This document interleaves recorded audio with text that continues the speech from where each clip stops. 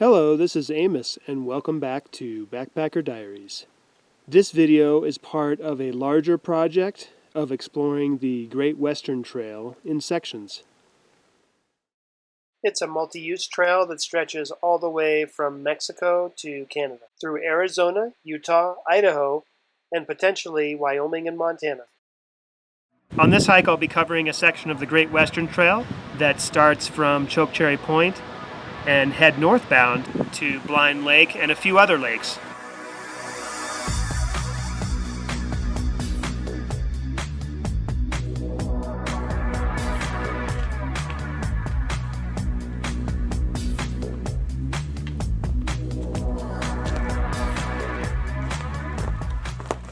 Today is August 6th, 2018, and I'm hanging out here in Torrey, Utah, just waiting for my shuttle to help me spot a car in Teasdale, Utah, just outside of Capitol Reef National Park here. From there, I'll be picking up the Great Western Trail where I left off. He'll be driving me down Highway 12 on the way to Boulder, Utah, and dropping me off at the Wildcat Trailhead there. From there, I'll be able to meet up with the Rim Trail again and allow me to pick up the Great Western Trail where I left off about a month ago. That starts from Chokecherry Point and head northbound to Blind Lake and a few other lakes. So not really following the Great Western Trail the whole way, but enjoying some of the choice sections in the Boulder Mountain area before I hike back to my car in Teasdale. Special thanks to Chuck at Capitol Reef Adventure Apparel and Outfitters for helping me out with the shuttle today.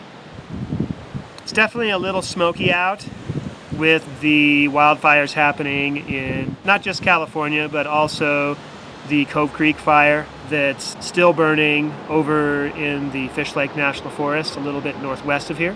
But the forecast here, at least in Torrey, Utah, is supposed to be topping out at 90 degrees over the next few days with overnight lows in the upper 50s. It's bound to be a little cooler up high where I'm planning to go, up above 10,000 feet, at least for part of the hike. But there's a variety of nice alpine lakes, and we'll see how I go. Yeah, I remember the first time coming to Capitol Reef, how much it really felt like a hidden gem, you know, being the lesser visited national park of Utah. I mean, I know Canyonlands, I think, technically speaking, has even fewer visitors, but I don't know, it still seems more crowded, more concentrated somehow.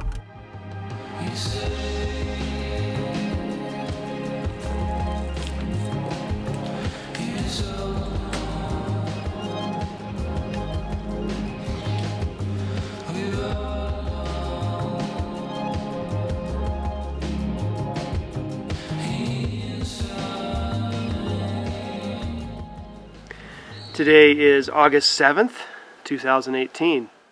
I started up from the Wildcat Trailhead yesterday, getting off to a late start, which was just as well because it allowed me to avoid the heat with the heavier pack. Quite a bit of smoke here. It's pretty strange being in this part of Utah and not having the Henry Mountains sort of looming over in the distance. From the Boulder Mountain area, yeah, I can't even really see the Henry Mountains at all. So hopefully the smoke will not be too much of an impediment here, and we'll see how I go.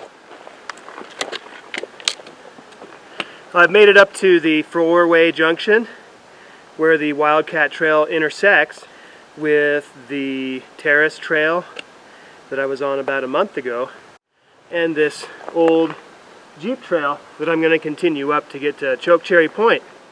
I know that the view from there will certainly be obscured with all the smoke from the Cove Creek fire, and I guess there's some fires in California that we're getting some smoke from. But still want to get up high, try to get out of the heat during the middle of the day, up above 10,000 feet, and that'll be a good way to do so. Crossing over Willow Draw now, which becomes Rock Creek at a lower elevation. As you can see, it's dry this time of year here in early August. So I'm glad that I decided to carry some extra water here. Having started with about 5 liters last night, which should be enough to get me to the next water source below Emily Lake.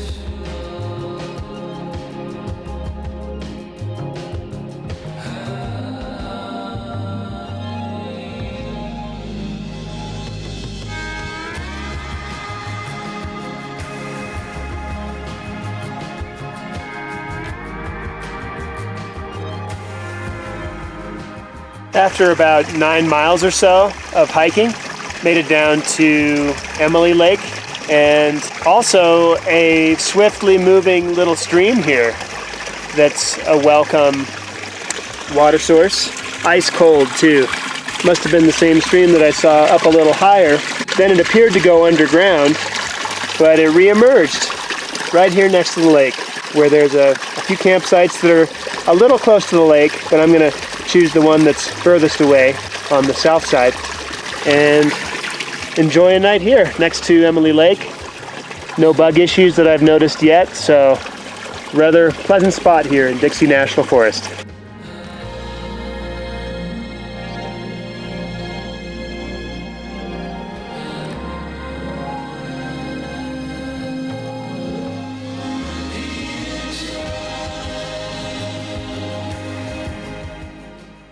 Today is August 8th, 2018. Today I'm going to continue making my way towards Teasdale. I'm going to check out a number of the lakes along the way, including Blind Lake, but plan to make it further than that as I overlap with the Great Western Trail and enjoy one more night of camping before making it back to my car at some point tomorrow. Have yet to see anybody out on the trail. As far as wildlife is concerned, I've really just seen the one marmot and a variety of predator birds and little chipmunks. So we'll see how I go.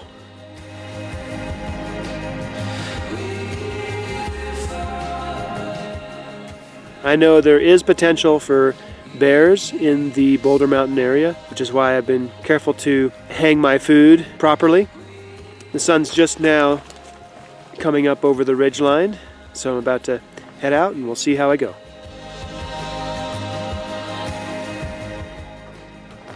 After Beaver Dam Reservoir, we come up on our next lake along the Wildcat Trail here. I'm going to keep pushing up the trail here to check out Blind Lake, which is kind of the larger, more desirable lake that's also accessible with four-wheel drive, and it may require some high clearance as well to get up there. But my buddy Roy was up there a couple weeks ago and helped sort of inspire this trip too.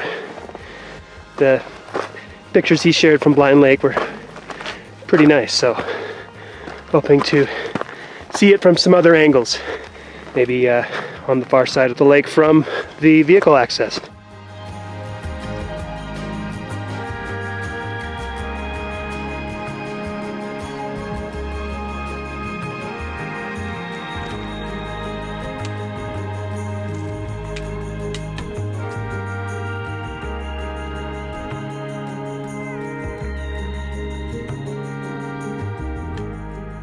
In addition to well-established campsites along Blind Lake, there's a number of old wooden fence lines that have an opening where the trail goes through. There's even remnants of an old gate at one along the southwest side of the lake.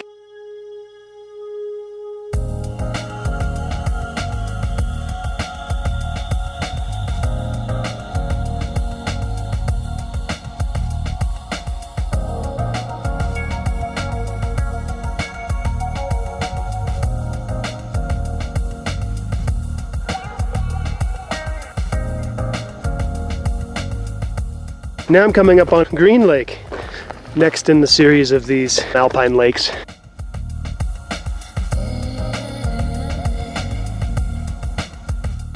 It's looking more like a stream instead of a reservoir. Not that I'm complaining, it's beautiful scenery here.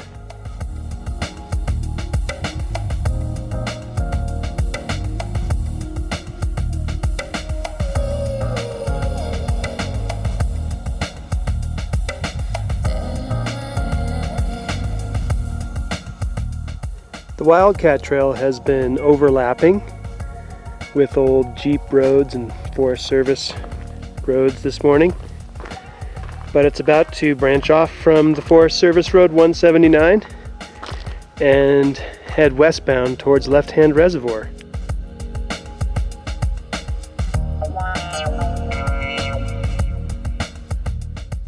Usually the cows are walking away from me, but here they're kind of walking towards me, like they've seen me before. But can't say that I've seen you guys before. Nice coloring though. Nice mix of brown and black.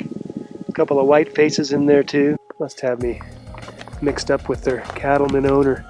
Been seeing a nice mix of wildflowers here too, between the Indian paintbrush and the aster and a couple others that I can't remember the name of. After a short connector trail, we quickly reached the middle reservoir. Trail's been fairly easy to follow. There were a few blowdowns to contend with, especially on the alternate route around the probably lesser used side of Blind Lake.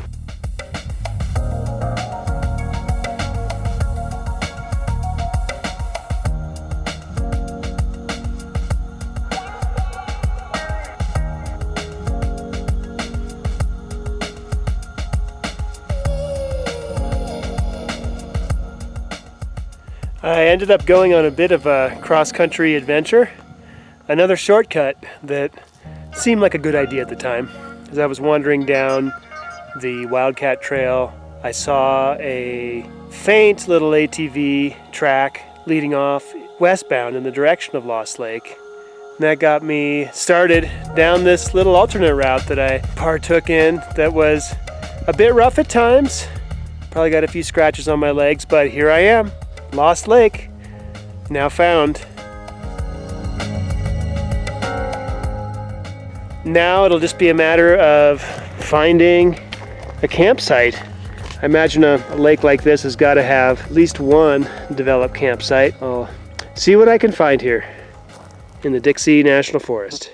After about 11 miles of mostly sort of roly-poly terrain today and hiking to a number of lakes, like 5 or 6 or so. Finally found my campsite for tonight.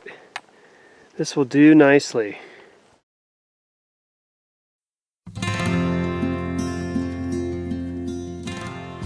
Today is August 9th, 2018, and I just polished off a couple of very delicious breakfast burritos.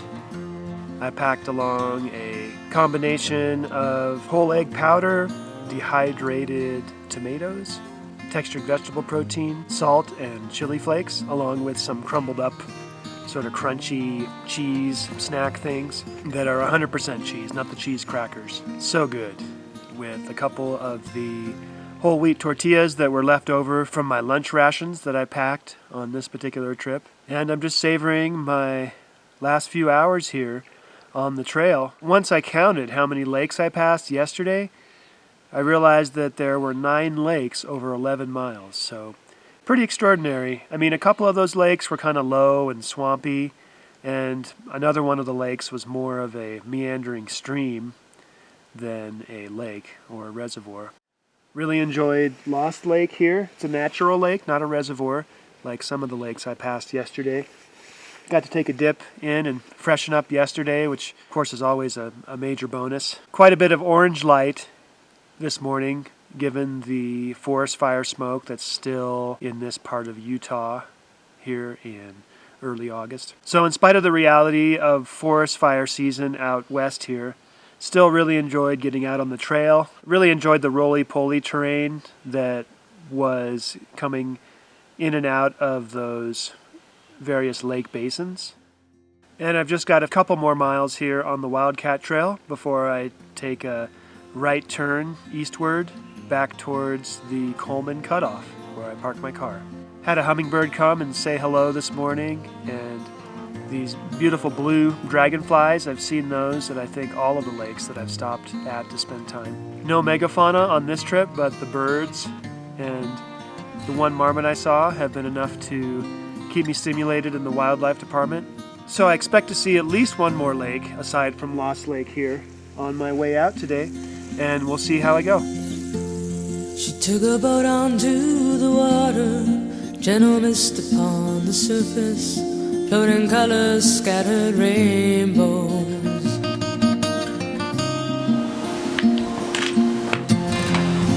Sunrise, sunrise,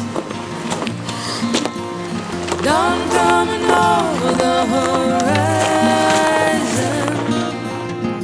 Shadows fade into the light, morning rays compel the night on its way, pinning up a new day.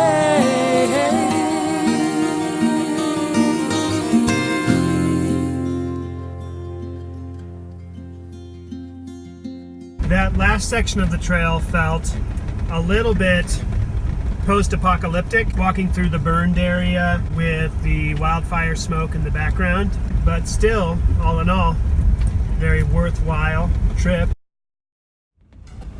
I can't think of another area in Utah where one can see 9 lakes over 11 miles, outside of perhaps the Uintas there. Once I got below the rim on the second day, water sourcing was never really an issue, and I was even able to find flowing sources of water for the rest of the trip. The wild raspberries were certainly a pleasant surprise, and I was happy to make the best of it in spite of some smoky conditions that obscured some of the views I'm used to seeing of the Henry Mountains and the Capitol Reef, Red Rock Canyon country. Special thanks again to Chuck at Capitol Reef Apparel and Outfitters there in Torrey, Utah, for helping me out with the shuttle. Definitely check him out if you're passing through Torrey, Utah on your way to Capitol Reef or the Grand Staircase Escalante area. Or the Dixie National Forest, as was the case with my multi-night trip here. That's all for now. See you next time.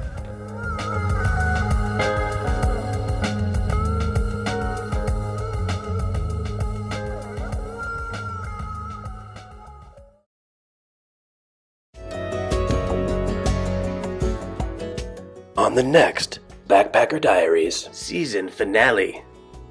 There's so many thorns, but the nice thing about those thorns, maybe the sweetest wild raspberries I've ever tasted. Fish Lake is definitely underrated as a hiking destination, but maybe it shouldn't be.